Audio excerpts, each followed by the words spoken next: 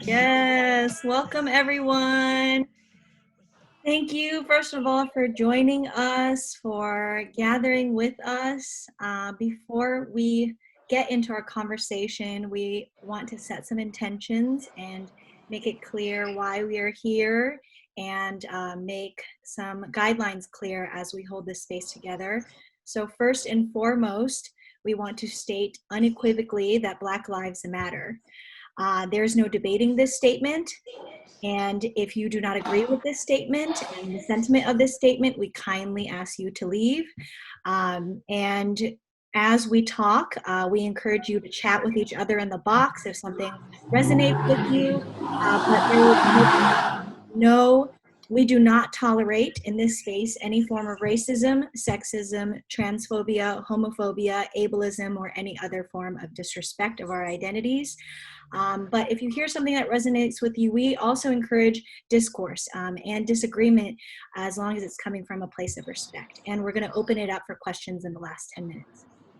Nice. Yes, that's a great reminder. And also, I think it's also important to remain open to new ideas, right? And when you hear something that is new for you, or maybe you previously, had different beliefs or ideas about it, I would just invite and encourage everyone to allow it to wash over you, listen and really be someone who can hear these ideas and hear the discussion without any judgment, because it's really great dialogue, but we want to really encourage a space of intaking, reflection, and there are many facets of white supremacy and whiteness, and I think what unites us all here is obviously our love for creativity, media, entertainment. We're exploring what we can do and how we can all make the thing that we love and the spaces that we love better. So just a thought. Yes. And before we begin the conversation, introduce ourselves. I would like to introduce the amazing Jennifer Ekeleme. Jennifer is a VCU brand alum. Anyone else? VCU? We got some VCU people in here. Yeah, I saw that. Yes. And her career spans across a lot of agencies, a lot of major players in the advertising game, a lot of agencies that you have heard of. She has lent her strategic vision to DDB Chicago, UWG, Cake, Havas Media, Wolf and Wilhelmina, and Spike DDB. And she's worked across clients like Hennessy, Sephora, Nike, CZI, PayPal, BET, UNICEF, Havaianas, Bombay Sapphire, and a lot of other Fortune 500 companies. And after she was in the industry as a strategist, she decided to create something of her own and combine all of her experiences and passions, including in the space of wellness and personal development, and combine that with her experience in brand strategy to create Gen Zen Co-Creation Studio. So she is the founder of Gen Zen Co-Creation Studio, and in that work, she has shaped creative strategy and brand direction for a lot of Black-owned brands that are making a name in the space of lifestyle and wellness and beauty. So these brands include Curlbox, Brace Life Studios, Curl Mix, Spellbar Organic, and Pretty Well Beauty, and also Sacred Warrior. So these are just some of the brands that she has helped develop identities for. And on top of all that, she is also really passionate about fostering the next generation of talent and being the mentor that she wishes that she had when she was going up in the industry. So she works a lot with young people of color, young professionals in the advertising industry, doing personal coaching, personal career development. And she's really driven by that desire to be the person that she wishes she had. So she's doing a lot of incredible work, and it's really incredible to be in conversation with her today. Thank you so much. It's so nice to hear nice things about you sometimes. Need that reminder, like, love. remember all that you've done. Digital applause. Thank you, Joy Club. Okay, so now's my opportunity to really introduce to you guys someone I have also been following. When everybody saw that we were doing a talk together, everybody's like, Jezz Chung, she's a heavy hitter, she's the hitter, she is family. And so let me just, say thank you for joining me and give you a little bit about her bio as well. She is filled with purpose and on a mission to build equity through conscious creative expression. Jezz is a Brooklyn-based writer. She's a public speaker and diversity, equity, and inclusion practitioner. So a little bit of, of her background. She pivoted from strategy to account management to copywriting and spent 4 years at Media Arts Lab in LA working on global campaigns for Apple before moving to New York to work across brands like YouTube and Sonos. And then after a few years of copywriting at Anomaly, she designed and pitched a role as the first ever head of diversity, equity, and inclusion. We all know that is a big deal. So I just want to point that out, that is a move you did. That was really amazing. And she is an alum of diversity and inclusion programs like AAF, MPMS, the 4A's MATE program, Add Color Futures, which helped seed her passion in this space. And she was recently honored as an Add Color and Add Week champion of diversity and inclusion. So just so you guys know, she is not new to this. She is true to this, okay? She feels this in her heart. And I love that you approach your work with purpose of expression and empowerment. And you are really dedicated to combining all of your experiences and your expression of your creativity through poetry, live workshops, and community building events, which I cannot wait until, drop those on us, sis, drop them on us. So thank you. I'm like very, very honored to be sitting with you and having this conversation. Yeah, thank you so much. Yes. So what are we here to talk about, Jen? Let's tell them what we're here to talk about. First, I want to say thank you everyone for showing up to this webinar, because we all know, like, sometimes you get, when things happen culturally in our culture, we all start talking about it. There are talks, there's panels, there's salons, and there's webinars, and we're no different than that. But I think what we felt compelled to make sure we wanted to communicate to you all was like honest conversation, and not to obviously disparage anybody else that's doing a webinar. But I think we both wanted to make sure that we grounded this conversation in real experiences that we've had, what racial equity means, and like understanding how we can impact and affect our world and what's happening, but on an individual level. Because I do feel like racism is so big, like supremacy is so big, like our cultural destinies are intertwined. And sometimes when you have big conversations, it can feel like, well, what could I do? And so it was important for Jezz and I to really be like, how do we ground this? Let's talk about like what we do as we go to work every day. We do this creative work that we love. How can we show up better? Exactly. And really, yeah, and that's the basis of this conversation. How can we be better and do better? And not just for the sake of our creativity, but our collective creativity too, to raise to raise the quality of our work. And to do that, it means being conscious about how we are curating our information and curating our lifestyles, really. Yeah. So can we start talking about, it's embedded in our title of our webinar, but let's talk about racial equity. Yeah. Let's define it first. Like what does racial equity mean? And when you and I talked earlier last week, and obviously today in prep, like you gave a really great juicy definition. Can you share that with us? Yeah, because it's we talk about diversity, equity, inclusion, and they do become buzzwords, and then we kind of miss the meaning of it. And there's a difference between equality and equity. We were saying, equality is not something that we're ever going to achieve you're saying in the systems that we exist in, right? But equity is something that we can work towards, because equity is about equal opportunity. It's about access. And I've also been thinking about equity as sustainability.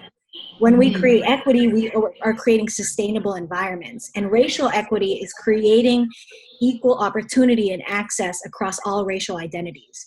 And breaking down what that means in the workplace, that workplace diversity to me means ensuring the workplace consists of a range of human differences across race, ethnicity, gender, identity, sexual orientation, age, religious beliefs, economic statuses, just general experiences too. And then workplace inclusion, that piece is about ensuring a workplace experience. What is that day-to-day experience like that creates physical safety, psychological safety, a sense of belonging to employees of different cultural identities and neurological abilities, especially too. And then workplace equity is about ensuring equal opportunity to build a sustainable impact. So are those people really being heard and valued instead of, taken? Right. I love that definition, because I think particularly if you are a freelancer and you work with recruiters often, or if you're just in the industry period and you have to talk to HR people, bringing more people or hiring more Black people and people of color does not solve the issue, right? It doesn't equal equity at all. There's a lot of diversity posturing I feel like the industry is really guilty of. And that's not to call people out, disparagingly, but we know the truth. Yep. We know the truth. And I think that it's important, especially for people who are in positions to hire. It's like, don't you want to have an entire, company filled with all different types of perspectives, all different types of people? Because inevitably the work is better. All of those ads and all of the campaigns that win a lot of awards, campaigns that are like, oh, it's just so truthful and to the point, and I've never seen anything like that before, most often happen with diverse teams. You want to know why? Because, things can't fly. Something like a Snapchat Juneteenth filter would never fly. But we're not going to talk about that today. But I'm just... We go down the list of missteps in advertising. But yeah, when people are in the room it's not, and like you said, it's not about calling out, it's calling attention to things. Like, hey, maybe we should think about this. Maybe we should think about how this will land. Maybe we should think about, being sensitive to just how people will accept this, because there is that difference between intention and impact. What do you feel like are some patterns that you've seen in terms of, are people being intentional with the ways that they are approaching racial equity in the workplace? Do you feel like people really, with everything that's happening right now, with the Black Lives Matter movement and the catalyst of, this pandemic and everything, do you feel like people are really getting it? Or like you said, is it, what does that posturing look like? Yeah, I think there was a lot of knee-jerk reactions, right? The first thing was when you all of a sudden become aware, right? I think a lot of organizations and businesses' first reaction was to say, oh no, but we do. We absolutely do. And I think that is unfortunately very normal to, give lip service to things that they know socially are acceptable or unacceptable, right? It's not acceptable to say, oh no, we don't want to have a diverse organization. So I think, that first step, I think, was taken by everyone, but I think that what the industry is really missing is that even if you say, we're dedicated to hiring people of color, we're dedicated to hiring marginalized creatives in our spaces, it is not fair and it is disingenuous to then say, we're gonna bring in all these people and then it's just gonna work. It's like, you haven't fixed the terrain. You haven't fixed the environment. And, you know, really make it saying that like we're going to bring in all these people still leaves the burden of change on the marginalized community. You know, I also want us to really start to think about, instead of focusing so much on like, oh my God, how can I help, you know, more Black people? Yes, you want to do that. Yes, we should be thinking about that. But I also want you to be thinking about whiteness. I also want you to be thinking about, what is my complicit or my bias? How have I contributed to this as well? Especially as an HR person, Yes. especially as a C-suite person. Yup. Because when you have that much decision-making power, and when your everyday is based on those decisions that can impact people's livelihoods. Like, this can be the difference between if someone is hired or they're not, if someone's promoted or they're not. You can, like, you're basing, you know, you can determine someone's complete career trajectory. And because white supremacy is ingrained in the foundation of this country. Like, we are all complicit in it because that is what we've been taught. There was did you see that? It was a Scott Woods had this excerpt on what racism is. It's like the air that you breathe. Yes. As soon as that quote went around a lot a few weeks ago on Instagram, and it really is that. It's how we can interrogate and analyze the ways that we have been complicit, and that is on everyone. So I really like that point of, yes, we should definitely amplify, support, and uplift Black voices in the workplace, but at the same time interrogate ourselves too, because we can't properly support and effectively and impactfully support Black voices and marginalized voices without interrogating ourselves. Right. And right. we were talking a little bit about, you know, what about the people that say, I don't see color, and I don't, you know, what do you think when you hear that? I don't see color in the workplace. I can't tell you how many times I've heard this, and I think it comes from well-meaning people. It comes from our friends. It comes from our teachers, our professors. I don't see color, and I think whenever someone says that, I'm like, well, if you can't see color, then that means you can't see racism.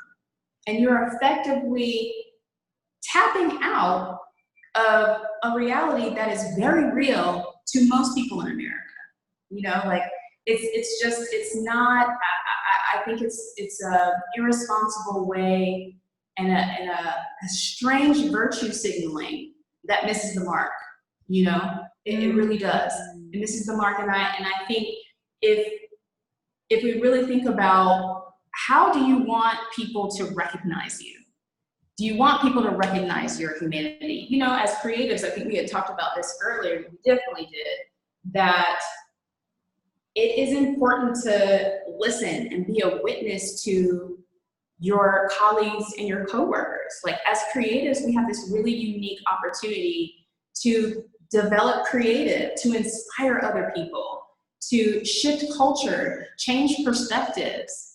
You know, and so you can't really do that if you're not seeing all the variants and the differences that happen in America. I mean, it's to say I don't see color is completely, it's a little daft, it's a little tone deaf, you know.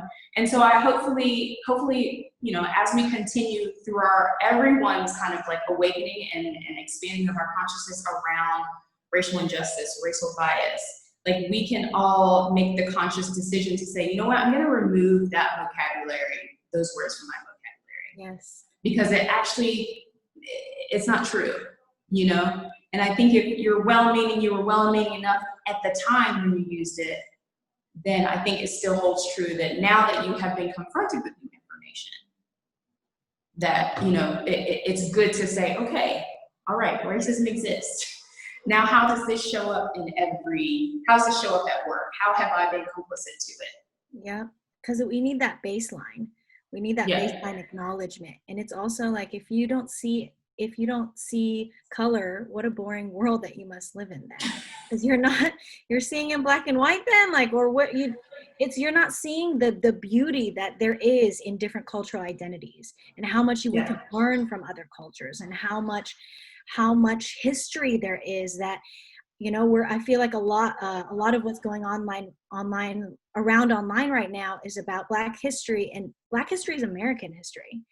That's something that we should all know, because that's part of the country that we live in. And it's also like this, if you don't see color, then you can't how do you move forward in that conversation? You're automatically closing off. And I like what you just said about removing that from our vocabulary, because it's, yeah, what can we change in our vocabulary? It's not it's not have I engaged in racist acts, it's how have I engaged in racist acts. Yeah. It's not is our organization biased, it's how is our organization biased. It's really, understanding. I like what you're saying about understanding that base level. And it's, yeah, when we open that conversation up, we open the conversation to our differences too. There's this Audre Lorde quote that I think about a lot, and she says, Yes. it's not our differences that divide us, it's our inability to accept, celebrate, and acknowledge those differences. And that's what, yeah, it's when we acknowledge it, that's when we can understand how to break the status quo that we've had forever, the status quo that is not serving people. Like, this doesn't, Right. like, racism hurts white people too. That's Hurts white people. Like, that is it's a confining standard that no one can live up to. Yeah. Everyone deserves better. And I had, as we've all been, immersed in this conversation, when this first started, I had, Jezz, I don't know about you, but I had a lot of my own white colleagues and friends who were saying, how are you doing? Are you okay? And I really appreciated the expression of just support, obviously. But I also felt like, well, I'm fine because I have been living through this for a while, unbeknownst maybe to you. But I think I also wanted to I want to always ask the question, invite everybody else to ask the question, but how are you doing? Because this now is new for you. I'm fine with my Blackness. I think what the question is, are you fine with the whiteness? Are you fine with the white supremacy? You cannot be. Because if you love your friends of color and your, people in your life who are very different from you, you have to know that this has affected them. It doesn't matter if they don't tell you or not, because I'll tell you, I'm sure you have a group chat full of complaints. So I think you really have to, when you're talking about lending support and saying, oh, I feel so bad, flip that and then say, you know what about my whiteness? What about my experience? And how have I allowed this to go on, and not really understand or know that this was going on? Like, how can you, be in a creative space and not know that this has been happening to your coworkers? You sit next to them every day, So some of that is like it's hard to confront the fact that maybe you have actively chosen not to think about these things because it doesn't directly affect you. In your personal life. Yeah. But when in the context of your workplace, it definitely does affect everyone. So I would implore you, before anybody, I don't know, you can always do whatever you want. Yeah. But before you say, are you okay? I want everyone to ask, what about me? What do I believe? What do I think is right? Yeah. Not about rules, not about what's right or what do I think is appropriate? What do I think feels right? That is so important. That is such an important shift. Are you okay with your whiteness? Because that requires a revising of our realities. And for any other Asian Americans watching, that goes for us too. What do we learn in our cultures about anti-Blackness? What is the anti-Black rhetoric that is just pervasive in our family conversations or in our friend conversations or where we grew up or whatever it is? What in our life reflects that anti-Blackness or white superiority? I've seen that happen a lot among a lot of Asian Americans, that we just think of whiteness as ideal, and therefore we develop a lot of our creative tastes around that. We develop a lot of creative tastes around just, like Western centric, instead of tapping into the beauty of our history and just, I think like that's what we're talking about, how to expand our creative taste too. And to do that requires kind of a breaking of that status quo and understanding like, all right, why is it that I think this is beautiful? Why is it that I think this is worthy of being celebrated? Why am I putting this up on a pedestal? And, we have so much power as creatives who are creating identities for brands and, perpetuating culture and what culture looks like and feels like. There's, I want to talk about something you did with Ad Age recently. So if you don't know, Jen was recently featured in an Ad Age article. And if you haven't read it already, just Google Jennifer Ekeleme Ad Age. And there's a great feature on her and how she talks about microaggressions in the workplace and things that she has experienced and how we can create change in the workplace. And I want you to talk about the B in black in that article and how you and I want you to talk about, because I think it's an example of pushing back to the status quo and the power of one voice. Right. So I was interviewed by Ad Age, and as a small note, before we started the interview, I said, before you make this interview live, can you please make sure to share it with me so I can check? Just want to check just in case. That didn't happen. But I was like, okay. She sent me the link, and it was already live when I saw it, so I didn't have the chance to tell her. I sent her an edit and an email back and said, hey, small edit here. Just make sure when you're referencing Black and brown people that you capitalize the B in Black, because obviously when you don't capitalize it, it is a descriptor. It is just a color, not a group of people, right? And her immediate response, like in the next 5 minutes later, was, oh, if we adhere to AP style. If you have a problem with it, you can just talk to the editor. And it was a complete dismissal. And now just also let me point out the irony, because as a part of the article, she asked, what was challenging about your experiences? And I said in the article that when I would bring up things that were, hurtful, or somebody had transgressed, they weren't handled. They were either dismissed, or, they just weren't, basically like they were just ignored. So I just thought, well, isn't this fitting that we're having the Uncomfortable Conversation series, and when a Black person points out, hey, you should capitalize the B, that this is important. This is important also for you all as a literary publication, as a premier publication for our industry. So of course, I wrote a letter to the editor, many other people also, because I shared it around all over my social media, because I thought this is part of the issue, right? It's a small but very culturally and socially important note to make, because it's about acknowledgement. If you can't name something, you can't fix it.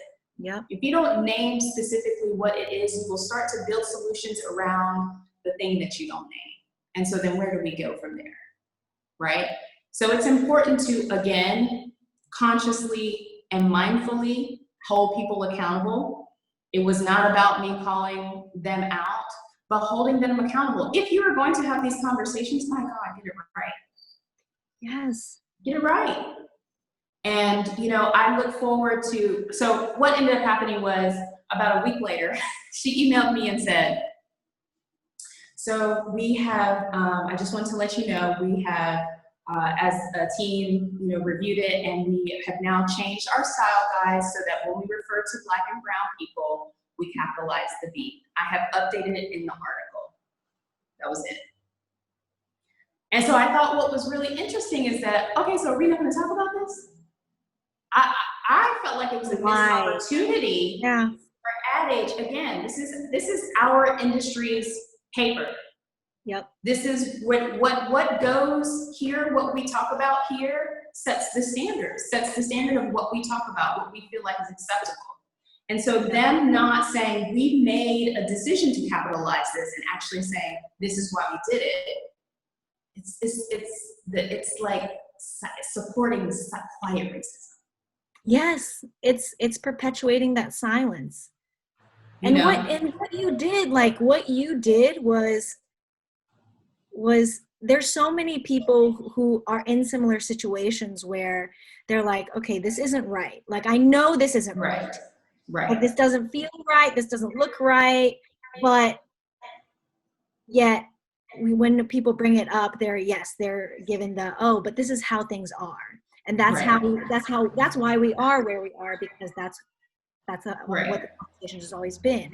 And it just took you to say that. And I see that, it is a missed opportunity. And this isn't, again, like to call them out, but just to say, this is an example of how it could have been better, to address it and say, hey, this is why.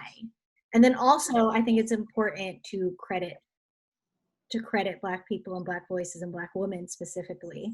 Yeah. When it wasn't until that's my personal opinion, but the style because you said something, I was like, yeah, I guess.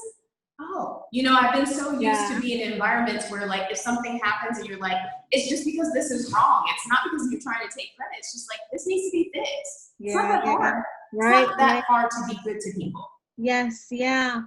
What it is, though, I mean, let's interrogate that for a second, and then, like, why you think it is that, because this is, again, just an example of so many workplace instances where something is called to attention and then there's this immediate defensive shut down. Why do you think that is? Part of it has to be like this sense of when we're questioning a rule, questioning a process, questioning something that's happening, we're also questioning someone's beliefs. Right. And then that creates a guard. And there is a DE&I practitioner named Bianca Wilson. She's at Emotional Freedom Coach on Instagram, and she calls this a sacred pause. She says, what does that sacred pause look like? When someone says, hey, something you're doing is making me uncomfortable, or something you did was really insensitive to this marginalized community or to my identity or to my experience, whatever that is, let's interrogate that. What does that sacred pause look like? How can we be more mindful of that pause? How can we practice that pause more? Right. You know what? I'll give it in the context of what I wish she had responded with, which is when I bring you can you change this edit? I really wish she would have said, wow, you know what? I hadn't thought about it. As a journalist, we adhere to AP style, but I first, if this offended you, please, or if I transgress, please accept my apologies. I wasn't aware that this was something that, is very important and critical as a part of your identity. I'll make it right. Let me go talk to my team. Because even if you feel like in that moment you don't have the power to make that decision, you have to acknowledge when you've transgressed. I think that's the biggest thing. And I know sometimes it rubs people the wrong way to think that maybe that they've offended somebody, or that they're being, people don't want to be seen as racist. People don't want to be seen as mean. Like, oh, I didn't mean it that way, or I couldn't possibly be that person. And I think obviously being intentional with an exchange that you have with people, like being a witness to someone's gifts, having an honorable exchange and holding the highest outcome for an exchange between somebody, that's how I always think about it. What's the best possible scenario in this case? If somebody's bringing something to me, what's the best possible scenario? They get honored, they get seen, they get heard. And then let's figure out how to rectify it. I think that's a part of all of us reparenting ourselves, retraining ourselves on how to listen to others, because when you listen to yourself also, it's easier for you to listen to others. So, holding people accountable does not have to be a, like this big, like I have to get geared up energetically to like go confront this person. Like mindfully confronting someone, asking questions, and also saying, if somebody makes a comment, you go, tell me why you think that. Mm. How did you get to this conclusion? Mm. I know we have 5 minutes left in this meeting, but I want to know why you made that comment.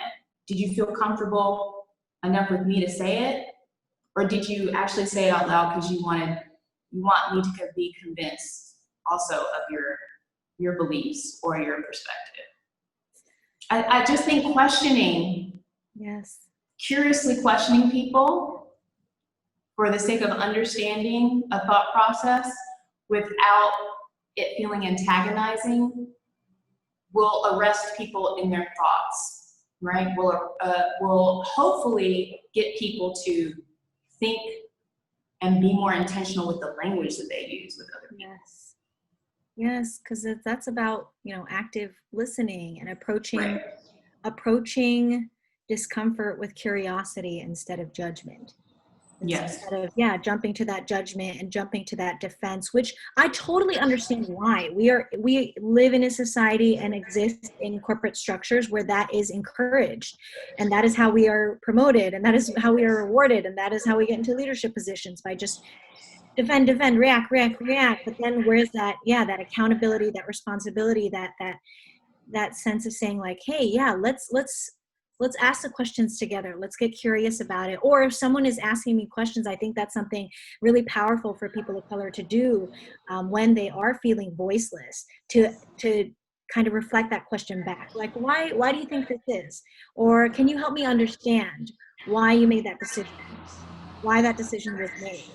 I know as a creative, that can be hard because we're often also as creatives pitted against each other, and it can be a really Yes. competitive environment, and it can be this space where we're just not really we're just trying to meet deadlines and deliverables and go, but we need to, in order to make good creative, in order to make good work, we need to just question each other more, and then question question the directors that we put forward, the photographers that we put forward. What does our casting look like? What does our deck look like? There's a really great site called Tonal, TONL.co. You can find them on Instagram at Tonal, TONL. And it's two entrepreneurs who created a stock imagery site to expand representation.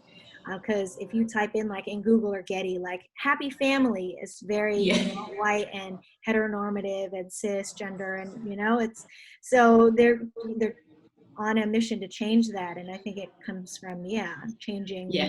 That's how I like that example, because I think that sometimes as you said, in the middle of our deadlines, our pitch decks, and everyone, like, there's billable hours, and you just want to get your work done. But I also think that is also a dysfunctional symptom of how fast and how quickly we are turning around work.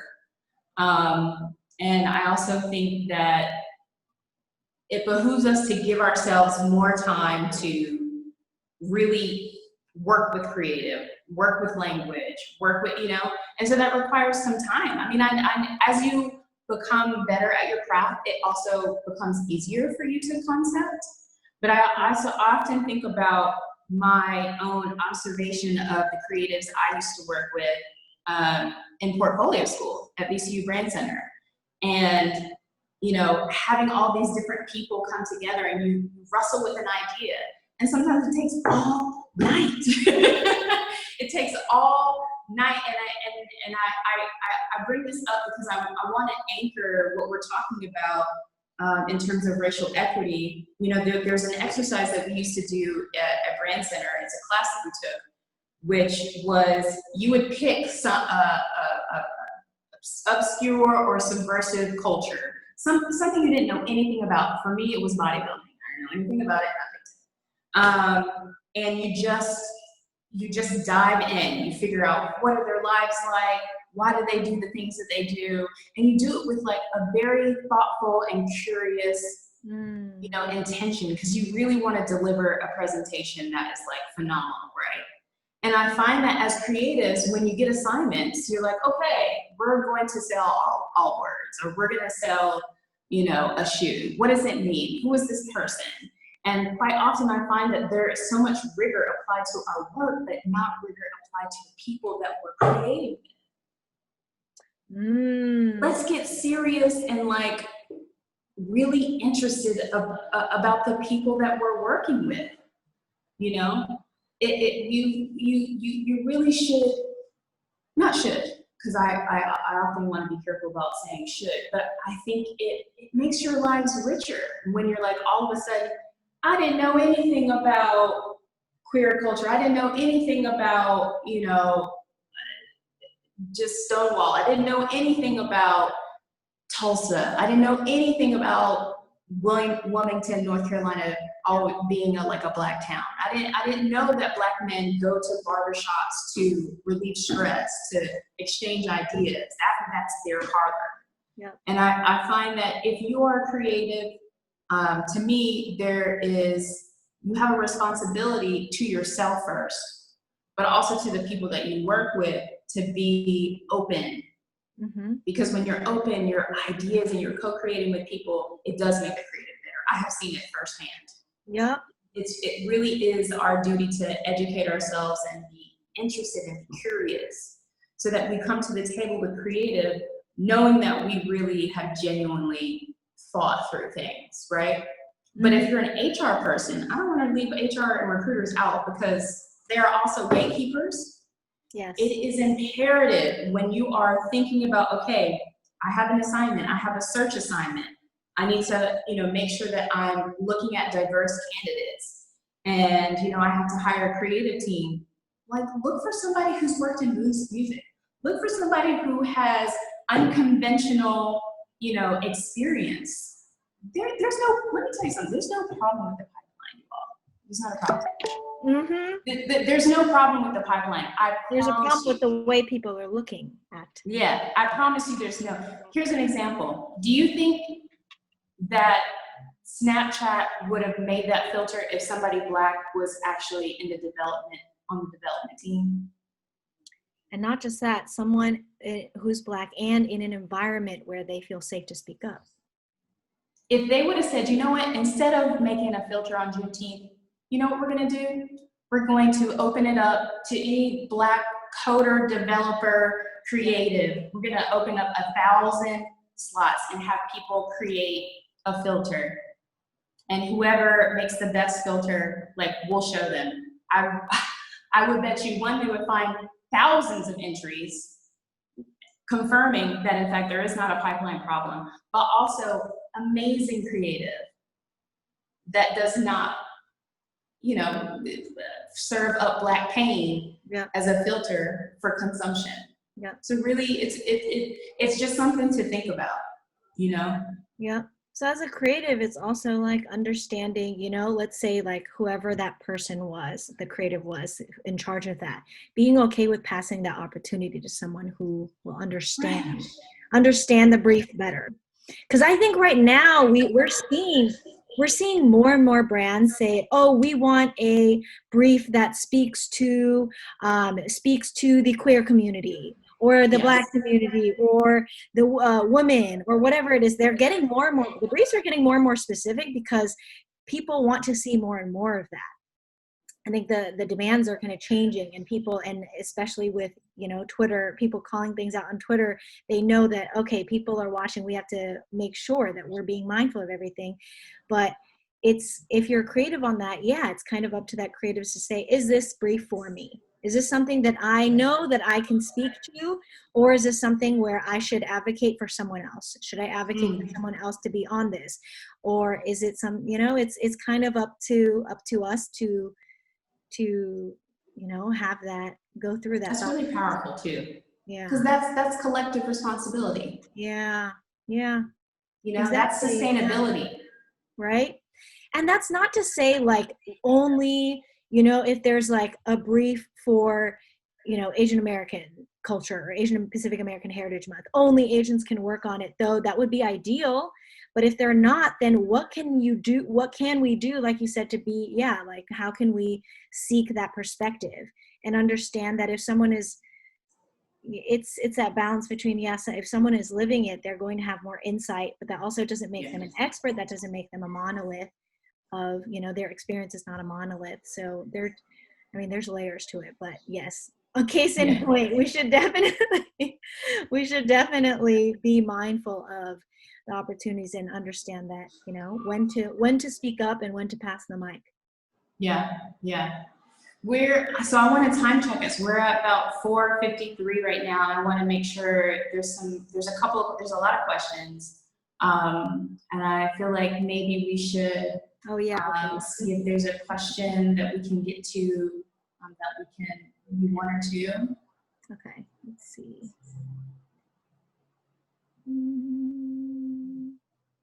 Yes, I've got some really, really juicy questions. I wonder if we should do another one. We have so much more to talk about. Right? Ooh. These questions are, y'all are getting into these. Yeah, whoa. Is there a way to save these questions? I feel like. Okay, well. Yeah. All right. Yes, we can save the questions. Okay, great. All right. Okay. All right, Jen, is there any question that is jumping out at you? These are really quick questions. I don't want to, let's see. Oh, there's one person said, are there brands that you're excited about how they've shifted and reacting to this shift? So I think they're asking like, what brands got it right or are doing it right? I am very hesitant to give brands praise because I want to know how they're treating their people internally. This is true. Is because there's a huge disconnect between what people are saying, and even, did you see the stuff with Refinery 29, which is a company that I really respect and admire for the work that they do, yet people are talking about their experiences, which just goes to show that this is really, ingrained in every single company culture. Yeah. So, I don't know. I want to see the action. I want to see kind of long term. Yeah, I think that's fair. I haven't heard of any specific brands that really came out the gate and was like, here are our numbers. This is what we've been doing. We've always been doing this. I had someone tell me, it's not a creative company. It's a software company, Qualtrics. And as soon as everything exploded, as soon as the conversation kind of got big, the CEO of Qualtrics said, you know what, unequivocally, Black Lives Matter. We do not stand for racism. We do not stand for anyone who, thinks this is okay. If you work with our Black employees, do not go to them and ask them to educate you. We have a list of resources. And, this person was saying that, like, he really was just like, no, as the CEO, because he knows he sets the tone. Mm-hmm. And I have always wondered why, when things come to light like this, why aren't there more CCOs? Why aren't there more creative directors and chief strategy, officers and presidents of our agencies that are saying, this is not right. We are woefully, understaffed, or we really have been not thinking about this right. Here are the steps that we're doing. I have yet to see it. If you guys know of an agency or, just a company that's doing it right, I also would love to see that as well too. I will say I do love Ben and Jerry's messaging because they're not afraid to go there, at least externally. They've been about that action, right? And that's the thing. I think it's looking at the history too. Is this something that are people, just this is the first time they're speaking about social injustice, or have they, been for a while? I'm seeing a lot of questions in here about kind of how can I advocate more in my work? How can I make sure I'm not making any missteps? And how can I speak out? And also kind of want to level set that this is going to be messy, because we all make mistakes. Like we've all made mistakes and we're going to make mistakes. And I think accepting that first kind of alleviates the pressure so that it kind of frees us up to try, because we're so often afraid of trying, afraid of saying something, because we're like, oh, is this the right thing? Are we going to be? But if we just accept that, okay, we might not get it right perfectly, but we're open to learning. We're open to figuring out along the way. We're open to calling in experts when we need. You know, it's kind of, I mean, do you have advice for people who are saying, how to make sure that they don't make missteps in their work? In terms of like designing, art directing, copywriting, when they're creating creative, like making sure that they're not using language that is, you know, alienating or outdated, or you know, or imagery in that too, or design. I think that's such a good example, because I think as a designer, I don't want to make assumptions, but I feel like you're focused on making sure it's great design and laying it out. And so it may not occur to you, you know, that maybe, you know, if you're doing an ad for a barber shop and, you know, you have the barber holding a knife to a black man's neck and thinking that it's funny, you know, I think that it behooves everyone to investigate and say, are there historical, you know, is there a way that this might be misconstrued?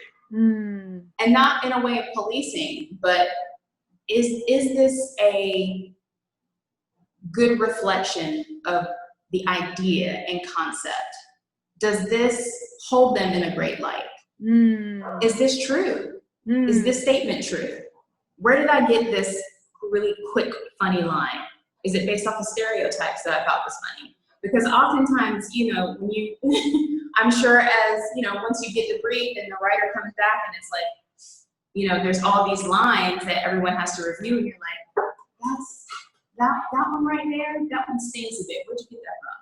Sounds very problematic, you know? And I think sometimes as creatives, you're working off of the information that you have, right? And if the information has previously been celebrated and no one's ever checked you on, maybe you shouldn't say that. This term really is disparaging to this group of people. You know, and call other people in and say, can you take a look at this for me? I just want to make sure, does this reflect and represent this group, you know, correctly in the highest light, you know? And it's not always also the diversity and inclusion's job to review everything that comes across, you know, that goes out of the creative department. Because at the end of the day, you don't want to be the policer, but also, like, you should also start to see when things are problematic. That is evolving your consciousness. That is elevating your creativity, because you can see, oh no, this isn't right. Okay, let's think about this another way. Yeah? Yep, exactly. I agree. I see a comment in here about using the term diverse to describe an individual or homogenous group, which is a pet peeve of mine too. A person cannot be diverse. To say we're looking for a diverse candidate, that is not accurate, and it does not make sense. So we can say we can be specific about what we are looking for. We are lacking perspectives of Black people, of Asian people, of Latinx people, of queer people, of trans people. Like, be specific in what we're looking for, I think. But I add to can a job candidate be called diverse, or is it more accurate to say add to the diversity of our team? Increase the diversity of our team, make sure we are building an equitable future. I'm really trying to shift my language from diversity and inclusion to equity, because that's really if we don't have equity, we don't have anything. Right. That's what we're ultimately moving towards. That's a really good question. Yeah. And I think we're all guilty of using specifically people in HR, because it is part of their function. But I would really also challenge our friends and colleagues who are recruiters and human resources executives to, what's another way to explain this? What's another way to talk about creating equity within teams, within agencies, within companies? Yep. And using the language correctly. Because again, we know language has power, words have power. And when we use them in the correct way, it reverberates. Yeah. So, which goes back to, if you are referring to Black employees in the workplace, please capitalize the B. yes. Someone asked, I'm a psychotherapist looking for a guide to communicate about racism with a trauma lens. Is there any reading you could recommend? I have one right here. It's called, oh no. Wait, can we see it? Can you see Oh, it yes. now? The racial healing. Oh. Okay, how do I make it so? Oh. How do we make it? I think you have to pull it. Oh, right there. Okay. The Racial Healing Handbook. Handbook. Okay, it is by Dr. Annalise Singh. Annalise, AnnaliseSingh.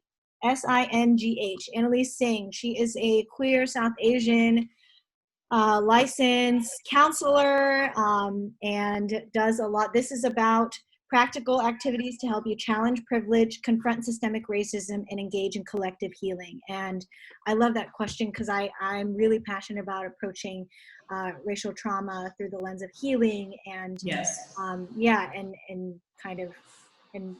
really healing from it, because it is something that sits in our bodies. There's also a book called The Body Keeps the Score by Vessel Band. Fantastic book. Yeah, about how our bodies remember traumatic incidents in our lives, and how we carry that with us. I don't want to keep people for too long. There's so many questions though. Do you have any other questions speaking to you? I like this question here. What do you recommend as a process to ensuring the work created creates no harm? Well, did we just answer that? Yeah, kind of like the missteps. Answer that. Yeah, like the missteps. Let's see if there's another one. That one was pretty similar from the last one. Ooh, what does an equitable future look like for you? Oh, I like that one. What does an equitable future look like for you? An equitable future to me looks like a refashioned and reimagined talent and HR process where we're not just looking at candidates based off of their experience and what they've worked on, where they've been before. But I personally think that I would love for HR professionals to also be coaches, personal life and personal development coaches, and understand the potential of someone, like their character, how they merge well with other people. A lot of times people use like a Myers-Briggs, like, oh, you're an INFJ. I want to begin creating teams and creating workplaces where we know, oh, this person is working on this. I've heard, they've told us like they're really trying to get better at listening better, or they're really wanting to become a better writer and need help with like visuals. And so then they hire someone who is really great at visual language, but also like might need some help on, improving their writing.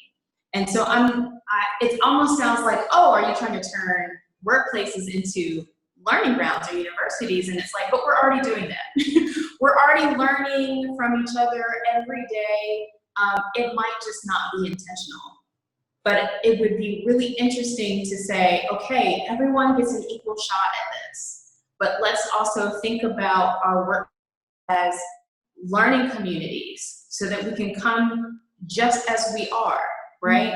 And then we are promoting people based off of the experiences and being able to dive in and do work that interests them.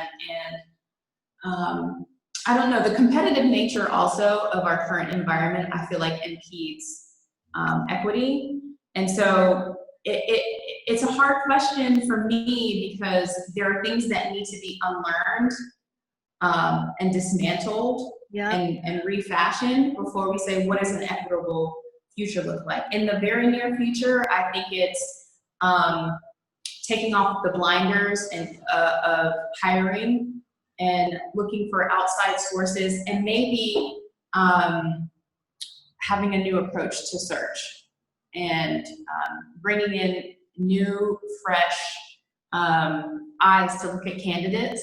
And also every executive team really evaluating and including equity as a part of their values. You can't just say it's a part of your values. I think everybody would want their CEO, their C-suite executive to really feel like, no, I really want this for us, because it will make everybody feel better. Like, oh no, they really care about this, you know? Yeah.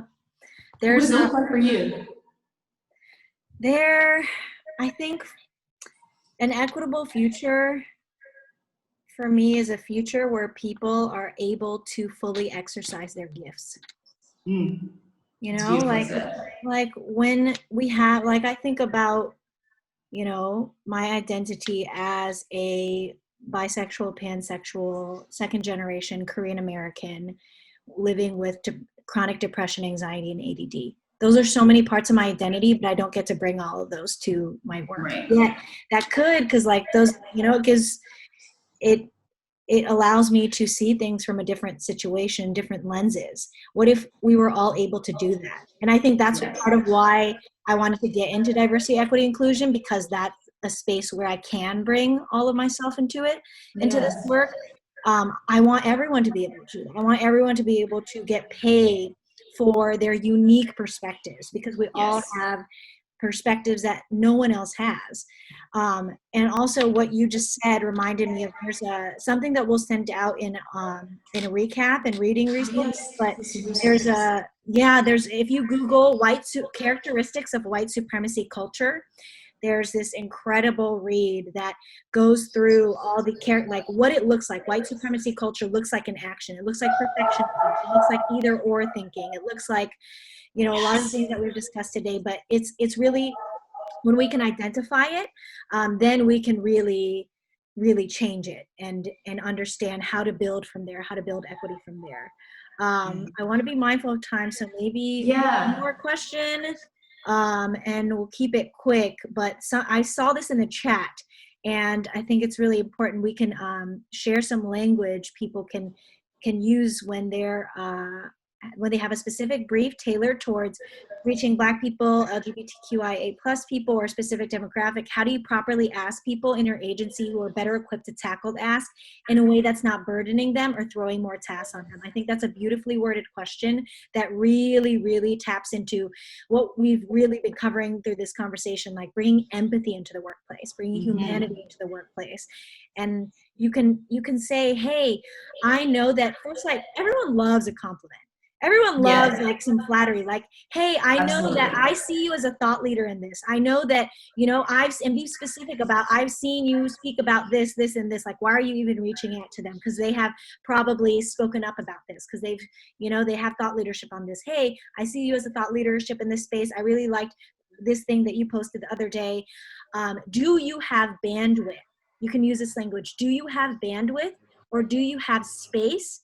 Or do you have the emotional capacity right now to offer some insight or counsel on this brief I'm working on? Do you have 30 minutes sometime this week?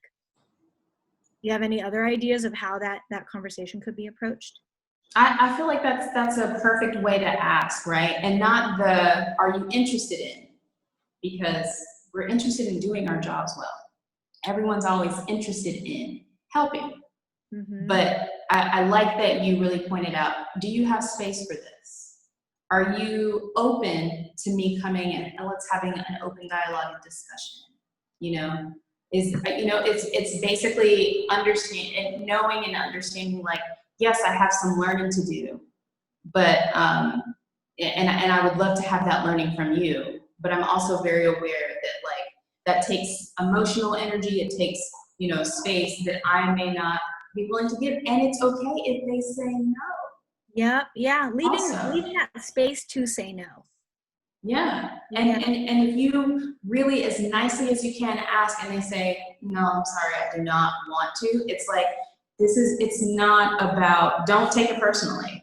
Yep. It's more like, can you imagine, for some people, it doesn't matter what the subject is. If you're asking them about anything about their race, and racial trauma is like, it's in, as we said before, like, it stays in your body.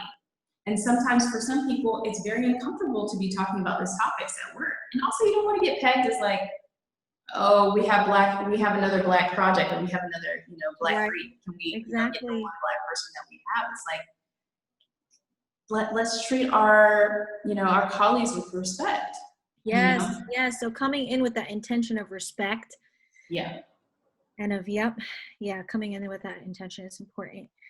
All right, so so we don't keep anyone too late. We went 15 minutes over, but I really enjoyed this conversation with you, Jen. I did too. I feel like you're so full of insight. I know, you're just so full of insight, and the way that you frame things just like really, really helps shift the questions, because I think a lot of us are overwhelmed at a lot of things being shouted at us right now. But I really like how I'm really going to think about that. Are you okay with your whiteness? Yes. Like, don't ask me about my identity. What about your identity? I really like that shift. So thank you. I also want to say, so thank you, Jen, for your presence and your insight. Let's all give some claps for her. Thank you, Jezz, for the wonderful, wonderful, knowledge that you bring to this space, the passion that you bring to this space. People like you make it easy to really have these conversations because you're so open, and I think we can all learn from you in terms of how to approach. It's hard to have these conversations, but they're important. It's okay if things are hard, because we can get through them. Right. I made a lot of mistakes, and I'm still making mistakes and learning from them every day. Yeah. So how can people reach you? What do you have going on before we all drop off? What do you got going on? How can people get in contact with you? Well, I am writing my first book. And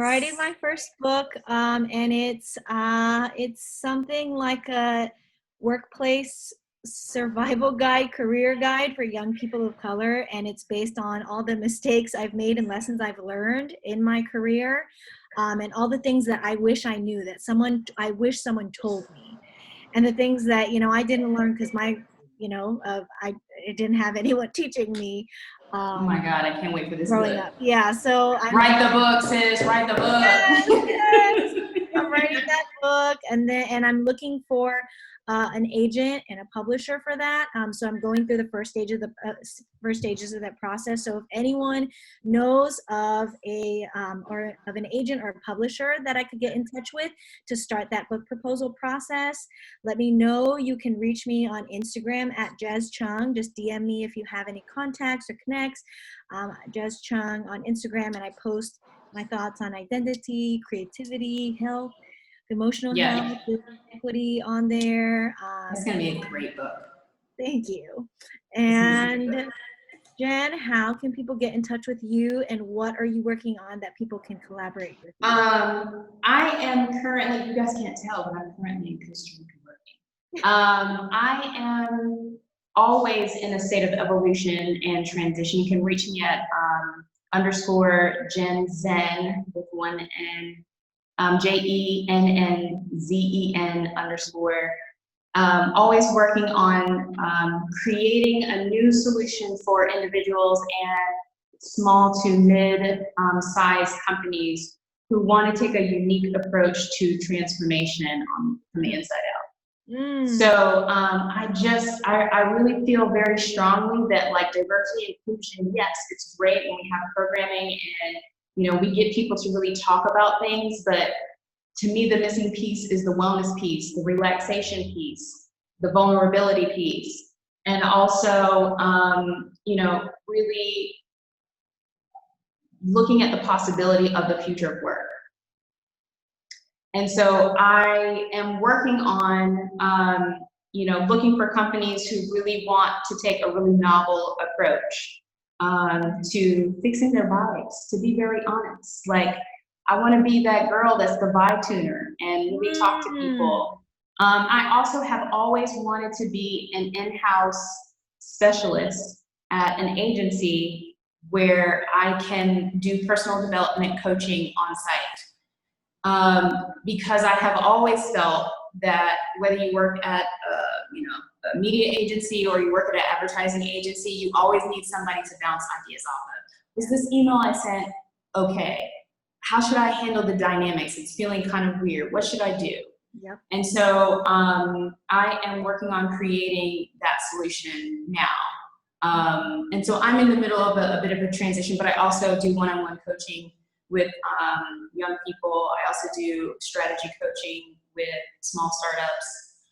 So you can reach me, you can DM me on Instagram, or you can send me an email at jennifer@jensen.com. Hit me in the DMs, you guys. Yes. So Retreat if you're ready to be coming to grow, if you're ready to grow, or you're ready to help your people grow, yes, Jen, I'm related. yes. Yeah. All right. So thank you everyone to coming. Thank you for all of the generous donations. You guys are amazing. They are going towards Ethel's Club, a amazing club in Brooklyn for people of color, for creatives of color to come together, because it's important for people to have spaces that are just for them. And so your donations, half of the donations from tonight's webinar, and I'm sure that you guys will continue to donate, will go to sponsoring people's memberships. And then also Focus, which is a creative collective community. They're really about offering art, not just up for as a way of consumption, but as a way for inspiration. And so they do community events. They do amazing Insights magazine, where if you're a creative and you want to know a little bit more about creatives in Brazil, like, that is the magazine. If you want to get real insight about other cultures, like, Focus.org is an amazing organization. So I'm very, very happy that we get a chance to donate to both of them, because they're doing the great community work. They are doing the work. Yes, essential. And you can still donate if you are compelled to. Yes. Even if it's $5, $5, $10, $15, $20, whatever you want to donate, the link is still open to those donations, and it really does help create an equitable future, as we are talking about. And thank you to Moira, who brought us together. We love you. We love you. We love you. We love you, Moira. Thank you so much. Yes. And to Alex for producing this, for putting this together. All the work behind the scenes does not go unnoticed. Gabriella for the amazing graphics, these beautiful graphics that you see. Dope designer. All this graphics, and then the resources that we're going to share out. Thank you for designing those, and thank you to Working Not Working for elevating this conversation. Truly, they really, I think it's important when people are doing it right, and they really gave us a lot of creative freedom with this conversation. And very excited about it. Thank you, Justin. Thank you, for being such a great supporter of this. Yes. And if you guys want more, you should probably, maybe DM Working Not Working. If you want to have a part 3, part 4, let's do this. Yeah. So thank you everyone for being here. Okay, are you open to a quick collective breath to close us out? Are you open to doing one with me? Okay. All right. Yes, let's do this. So we're gonna do a collective breath together, and then repeat an affirmation together. Okay. All right. So inhaling and exhaling.